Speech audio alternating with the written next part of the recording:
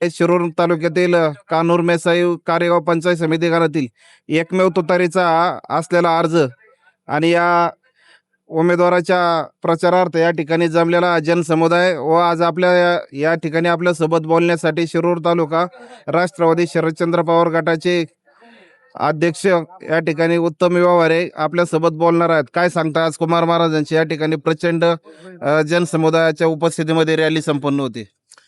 आज कारेगाव कान्हूर गटामध्ये पंचायत समितीच्या गाणामध्ये गेले 5 वर्षे कुमार नाणेकर प्रत्येक उमरा घरनं घर चाळून काढलेले, त्याचा संपर्क सर्व मतदाराशी मुलांचे संपूर्ण झालेला आहे.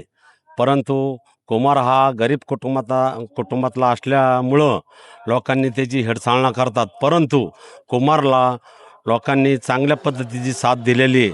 कुमार नाणेकर हा एक गरिबाचा छोकरा असून लोकांच्या मनात पूर्णपणे ठासून गेलेला आहे, मनात बसलेला आहे, हृदयात बसलेला आहे. तरी जनता कुमारला निवडून आणल्याशिवाय राहणार नाही, हीच मी ग्वाही देतो आणि थांबतो. रामकृष्ण हरी. असं बोललं जातं की आज सकाळपासून शरदचंद्र पवार पक्षाचे जे काय कार्यकर्ते आहेत पंचायत समिती गणातले, त्यांना धमकावलं जाते. अजून माझ्या निदर्शनात तर आलेलं नाही आहे. परंतु जर धमकावलं जर असन आणि कोणाला जर ते आमच्या कानापर्यंत आलं असन, मी शिरूर आंबेगाव गटाचा अध्यक्ष आहे.